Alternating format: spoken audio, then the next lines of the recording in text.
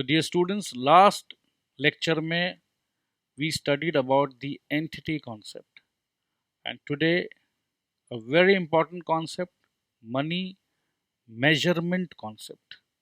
Money तो सबके लिए important है, measurement concept. So basically ये बात मैंने पहले भी कही है, छोटा सा कॉन्सेप्ट है, प्यारा सा है, बहुत जल्दी खत्म हो जाएगा 2 से 3 मिनट में। ध्यान से सुनिए। उन्हीं ट्रांजैक्शंस को हम रिकॉर्ड करेंगे। So you already know record क्या होता है। फाइनल मैं आपको फिर से बोल देता हूँ, जर्नलाइज करना या सब्सिडरी बुक्स में डालना, रिकॉर्डिंग के बाद क्लासीफाइंग, क्लासीफाइंग के बाद समराइजिंग, बैलेंस शीट, इंटरप्रिटेशन, ये सब तो बाद में होता है। सबसे पहले रिकॉर्ड करना है। किसे रिकॉर्ड करेंगे? उन चीज़ों को जिन्हें हम मनी में मेजर कर सकते हैं।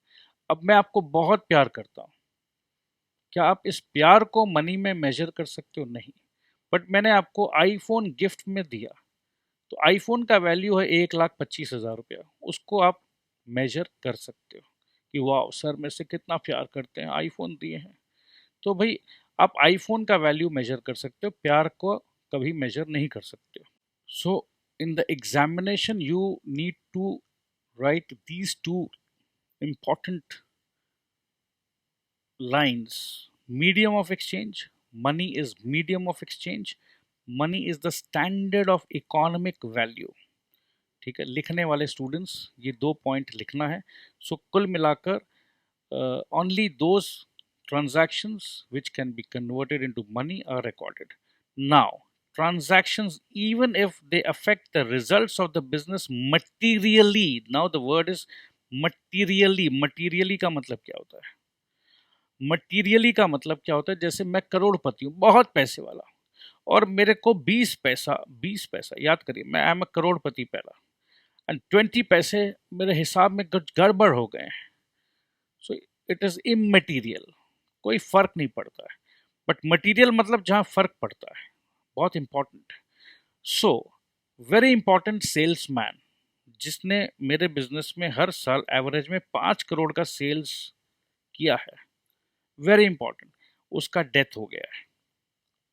अब मेरे को पता है कि मेरे को 5 करोड़ का सेल्स की जगह शायद 1 करोड़ का ही सेल्स मिले, तो मेरे लिए बहुत बड़ा धक्का है, बहुत बड़ा नुकसान है। बट क्या इस इवेंट को मैं रिकॉर्ड कर पाऊंगा मेरे बुक्स ऑफ अकाउंट्स में कि अरे भैया लॉस हो रहा है मेरा? प्रॉफिट एंड लॉस स्टेटमेंट हम बनाते हैं, and this is a very big loss to me, I know what I have lost. But no my dear, you will not be able to record.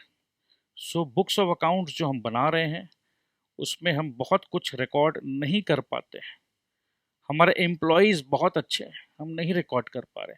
हमारे कुछ valuable customers हैं, हम उन नहीं record कर पा रहे हैं। So only financial transactions are recorded. So यहाँ तक बात क्लियर हो गया। अब एक नया बात है, कई बार ऐसा होता है कि हम इंटरनेशनल काम करना स्टार्ट कर दिए हैं। सो मैंने अमेरिका में बिजनेस किया है। सो अब यहाँ पर एक एग्जांपल देखिए, या यूरोपियन कंट्री में मैंने बिजनेस किया है। सो मैंने सेल किया 1 लाख यूरो। ठीक है, 1 लाख यूरो मेरे को मिलना है यूनाइटेड स्टेट्स में, और 50 लाख रुपया, 50 लाख रुपया तो इंडिया में, और 1 लाख यूरो मैंने अमेरिका में बेचा है मेरा प्रोडक्ट को। अब मेरे को इंडिया में, क्योंकि मैं तो इंडियन कंपनी को अपने बुक्स ऑफ अकाउंट्स में ये ट्रांजैक्शन है, 1 लाख यूरो में मैंने बिजनेस किया, ये ट्रांजैक्शन है, ऑफ कोर्स है। अब बुक्स ऑफ अकाउंट्स में हम क्या लिखेंगे? 50 लाख लिखेंगे प्लस 1 लाख यूरो लिखेंगे, तो समझ में नहीं आएगा। सो क्या करते हैं, 1 यूरो का वैल्यू क्या है? जैसे हम बोलते हैं ना कि $1 का वैल्यू क्या है। सो अगर 1 यूरो 71 रुपीज़ का है और 1 लाख यूरो का हमने काम किया है, तो 71 लाख रुपीज़ हम लोग लिख लेंगे। सो 50 lakhs plus 70 lakhs. Money measurement मैंने हमारे होम करेंसी जिस करेंसी मैं अपने घर पे हूँ, होम करेंसी मेरा रुपया है, रुपी है। सो उसी होम करेंसी में मैंने कन्वर्ट किया और मैंने नोट किया। अब इसमें एक चीज इंपॉर्टेंट है, अगर आपके पास ये क्वेश्चन आता है कि मनी मेजरमेंट कॉन्सेप्ट में क्या ड्रॉबैक्स है। सो ड्रॉबैक्स तो दो ड्रॉबैक्स का तो हमने डिस्कशन कर लिया कि एम्प्लॉयज को रिकॉर्ड नहीं करते हैं और कुछ बहुत मटेरियल इंसिडेंट हो जाए जिससे मेरे ऑर्गेनाइजेशन का प्रॉफिटेबिलिटी पे असर भी आ जाए तो भी हम रिकॉर्ड नहीं कर पाते हैं। तीसरा इंपॉर्टेंट पॉइंट तीसरा इंपॉर्टेंट पॉइंट कि मनी जो है, the concept ignores that money is an inelastic yardstick for measurement as it is based on the implicit assumption।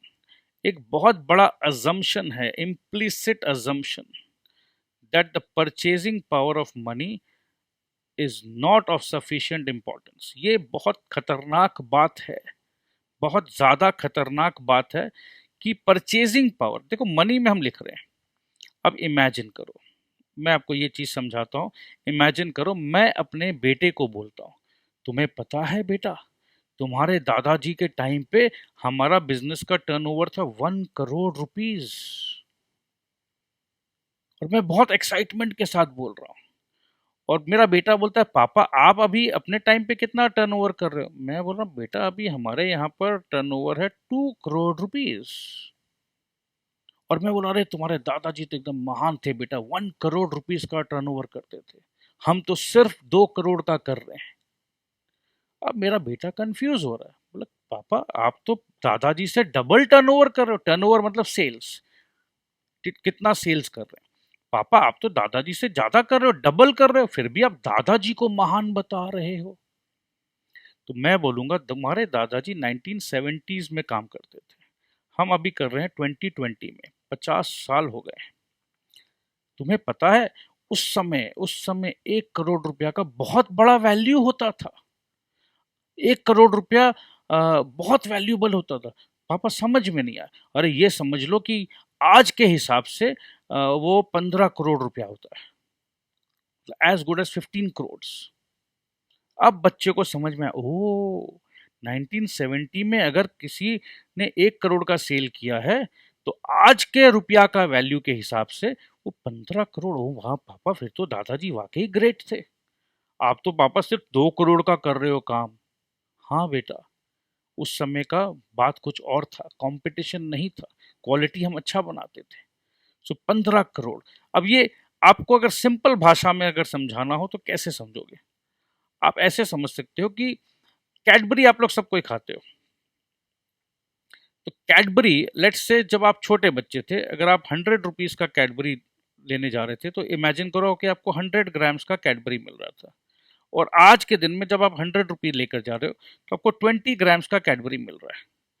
सो इसका मतलब क्या है कि ये 100 रुपीज पहले जब आप छोटे थे तो उस 100 रुपीज में इतना ताकत था, इतना पावर था कि वो 100 ग्राम्स कैडबरी को परचेज कर सकता था।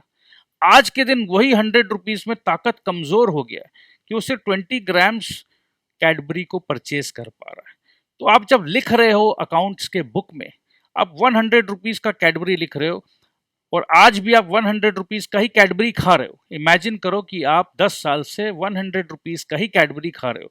बट दोस्त, जब आप 10 साल पहले 100 रुपीज का कैडबरी खाते थे तो 100 ग्राम्स कैडबरी खाते थे, सारे मोहल्ले में अपने दोस्तों को भी बांट देते थे। और आज 100 रुपीज का कैडबरी इतना छोटा सा मिलता है कि खुद को भी अच्छा नहीं लगता है। ठीक है, तो कहने का मतलब है कि मनी का परचेजिंग पावर को इग्नोर किया जा रहा है इस कॉन्सेप्ट पे। तो सिर्फ मनी लिख रहे हैं। तो ये चीज आप याद रखिएगा कि दादाजी 1 करोड़ का काम करते थे, मैं 2 करोड़ का काम कर रहा हूं, तो क्या मैं डबल काम कर रहा हूं? नहीं। तो मनी का पावर को भी एसेस करना चाहिए, बट अनफॉर्चुनेटली मनी का पावर एसेस नहीं कर पाते हैं। सो फिलहाल मेरे ख्याल से आपने अच्छे से समझ लिया है कि इस कॉन्सेप्ट में मनी का जो पावर है, परचेजिंग पावर को इग्नोर किया जा रहा है और ये दिक्कत होता है। So material transaction and events are not recorded in the books because they cannot be measured in monetary terms। Material transaction मैंने जैसे बताया था कि बहुत इंपॉर्टेंट सेल्स पर्सन का डेथ हो गया। अब आप बोलोगे कि सर इतना ड्रॉबैक है, इतना कुछ गड़बड़ है, तो फिर हम लोग मनी मेजरमेंट, फिर मनी में क्यों काम करते हैं? कभी कभी ऐसा होता है ना कि क्या करें भाई, और कोई ऑप्शन ही नहीं है, इससे बेहतर ऑप्शन ही नहीं है। सो यही बेस्ट ऑप्शन है। सो कुल मिलाकर it is not possible to adopt a better measurement scale. So accounts जब भी हम करते हैं तो मनी में मेजर करके करते हैं, और मैंने आपको आज बता दिया कि मनी में मेजर भले ही कर लो, बट कुछ ना कुछ कमजोरी है, ड्रॉबैक्स है, लिमिटेशंस है। एंटिटी कॉन्सेप्ट हमने पढ़ लिया है, मनी मेजरमेंट हमने आज समझ लिया है। So these are viewed as the basic concepts, जिस पर अदर कॉन्सेप्ट्स जो और प्रोसेस को लेकर प्रोसीडियरल कॉन्सेप्ट्स हम पढ़ेंगे, विच हिंज मतलब अटकते हैं। सो ये दो कॉन्सेप्ट को बहुत इंपॉर्टेंट है, समझते हैं। सभी कॉन्सेप्ट इंपॉर्टेंट है, बट अकाउंटेंसी में entity concept and money measurement concept पहले अच्छे से दिमाग में सेट कर लो, उसके बाद आपको बाकी सारे कॉन्सेप्ट अच्छे से समझ में आ जाएंगे।